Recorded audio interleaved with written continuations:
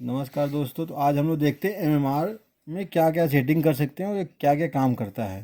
तो जैसे आपको देखने में लग रहा होगा कि देखिए एक पॉइंट ये दिख रहा है तो कुछ ना कुछ सेट करने का होगा, एक पॉइंट ये भी दिख रहा है तो कुछ ना कुछ सेट करने का होगा, और एक पॉइंट ये है और एक ये है, और तीन तरह की लाइटें इसमें हैं। और नीचे इसमें देखेंगे तो चार ये डिप स्विच हैं। तो कुछ ना कुछ इनकी सेटिंग होगी, तो हम अब एक एक सेटिंग बाय सेटिंग देखते हैं कि कौन किस काम आता है। तो पहले तो हम ये समझ लेते हैं कि जो ये L1 L2 L3 है तो ये 750 वोल्ट इसमें आता है। ठीक है, अब ये काम क्या करता है और कैसे काम करता है, तो वो ये काम ये करता है कि 750 को मेजर करता है। तो हम इस पर कितने पे सेट कर देंगे ये मेजर करे और कितने बाद ये सप्लाई को आउटपुट करेगा, तो वो हम देखते हैं कैसे कैसे काम करता है। जैसा कि इसका नाम है एमएमआर है, तो इसको बोलते हैं three phase RMS monitoring relay. तो ये 750 को मेजर करने का काम करता है। तो देखेंगे तो यहाँ पे घुमाने के लिए कुछ ऐसा दिया हुआ है। हाँ, तो जैसे देखेंगे यूवी, तो यहाँ पे देखेंगे एक एरो दिया है। तो ये क्या है कि यहाँ पे देखेंगे तो ये सेटिंग करने का है कि कितने से कितने वोल्ट तक का सेटिंग करना। तो इसमें सेटिंग है 690 से 820 तक का, मिनिमम से मैक्सिमम ये 690 से 820 की सेटिंग हम यहाँ से घुमा बैठा के कर सकते हैं। जैसे यहाँ से देखेंगे बढ़ाएंगे तो 800 हो गया, 820 हो गया। अब यहाँ से घटाएंगे तो देखिएगा 780, 706, 740, 720, 700। तो ये 790 तक का ये काम है। 790 मतलब 690 से लेके और 820 तक का यहाँ से हम सेटिंग कर सकते हैं। अब ये जो है तो ये है, यहाँ पे देखेंगे अंडर वोल्टेज है तो कम से कम कितना कर सकते हैं। तो यहाँ पे देखेंगे तो 540 है तो 530 मान लेंगे। तो 530 से लेके 660 तक का ये सेटिंग हम यहाँ पे कर सकते हैं। ठीक है, 40 है, 660 तक की सेटिंग यहाँ से कर सकते हैं। तो यह अपर वोल्टेज या अंडर वोल्टेज ये सेट हम कर सकते हैं। अब इसके बाद जब तो यहाँ पे कि जो ये वोल्टेज है इनकी टॉलरेंस कितना परसेंट ज़्यादा रख सकते हैं। तो देखेंगे आप नॉर्मली रहता है कि 10 से 20% का रहता है।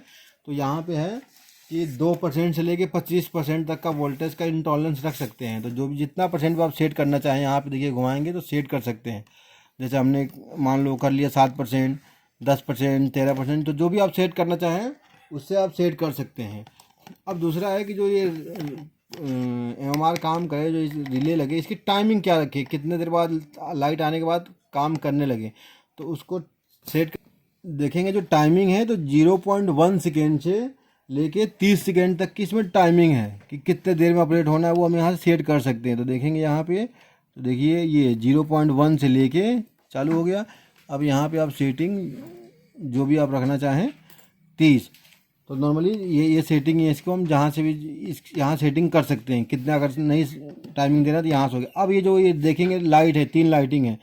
तो जो ये पहली लाइटिंग है ये तो जलती है कि जब ऑन पोजीशन में, कि अगर ये ओके काम करेगा तो ये जलेगी लाइट कि हाँ ये ऑन है। ठीक है, अब उसके बाद जो ये 2 लाइट है ये फॉल्ट की है। तो कब कौन सी फॉल्ट आएगी वो हम बताते हैं आपको। ठीक है, तो जब इसके अंदर ओवर वोल्टेज हो जाएगा, जो भी हम सेट किए उससे ज़्यादा वोल्टेज ओवर वोल्टेज अगर रहेगा तो F1 जलेगा। ठीक, और अगर अंडर वोल्टेज रहेगा तो F2 जलेगा। अगर देखेंगे आप कि जब फेस का अनबैलेंस हो जाता है फेस, तो F1 और F2 दोनों एक साथ जल जाएगा। तो समझ जाइए कि फेस का अनबैलेंस है। अगर फेस फेलियर अगर नहीं आ रहा है तो देखेंगे F1 और F2 दोनों फ्लशिंग करेगा, लुप लुप जलेगा बंद होगा, जलेगा बंद होगा। अगर फेस सीक्वेंस गलत होगा तो ये क्या है कि अल्टरनेट जलेगा, एक बार ये जलेगा फिर ये बंद जलेगा, ये मतलब अल्टरनेट जलेगा, एक बार जलेगा फिर बंद हो जाएगा, फिर ये जलेगा, फिर ये बंद होगा, फिर ये जलेगा। तो ये फेस सीक्वेंस का है। अगर तो देखेंगे जब जब अगर सप्लाई पूरी जाएगी, बंद होगी, मतलब किसी कारण से कट रहा है वोल्टेज, तो वहाँ पे F1 या F2 दोनों फ्लश करेंगे, एक साथ फ्लश करेंगे। तो न्यूट्रल सेक्शन पे करते हैं या ऐसे मान लो लाइट कटती है बार बार बंद हो रहा है तो उस टाइम पे करेगा। जो भी हमने सेट किया है अगर उससे एक्स्ट्रा आगे निकलेगा वोल्टेज तो RT1, RT और F1 और F2 ये तीनों एक साथ फ्लश करेंगे। तो फ्लश करेंगे तो समझ जाएंगे जो हमने सेट किया उससे एक्स्ट्रा वोल्टेज आ रहा है इसमें, तो इस वजह से करेगा। अब हम हैं डिप स्विच की। तो जिन देखेंगे नीचे तो 4 डिप स्विच लगे हुए हैं, 1 2 3 4 डिप स्विच है। तो इनका काम क्या है तो हम देखते हैं। चलो, तो जैसे देखेंगे ये डिप स्विच है, तो इसका जो पहला बटन है ये वाला, तो ये है टाइमिंग फंक्शन का। तो जो हम टाइमिंग फंक्शन यहाँ पे सेट किए हैं, अगर उसको ऑन करना है कि ऑफ रखना है, तो अगर इसको हम ऑन रखेंगे तो डिले टाइम रखेगा, अगर ऑफ रखेंगे तो टाइमिंग नहीं रखेगा, जैसे ही आएगा वैसे ही ऑन कर देगा। ठीक, तो पहला है, इसको हम लोग क्या करते हैं कि ऑफ ही रखते हैं। ठीक है। अब जो दूसरा यहाँ देखेंगे डीप स्विच है, तो फेस सीक्वेंस का है। तो जो होता है ना फेस सीक्वेंस उल्टा आ रहा है, तो वो फेस सीक्वेंस मॉनिटरिंग करना है तो इसको ऑन कर देंगे, अगर फेस सीक्वेंस को मॉनिटरिंग नहीं करना है तो इसको ऑफ रखेंगे। तो क्या करते हैं, इसको हम ऑन रख देते हैं, फेस सीक्वेंस को मॉनिटरिंग करते हैं। अब देखेंगे तीसरा नंबर जो स्विच है, ये है operating principle of the output relay. जो आउटपुट रिले, यहाँ दो कॉन्टेक्टर, एक तो K1 के लिए सप्लाई चली जाती है, एक इंडिकेशन के लिए चली जाती है।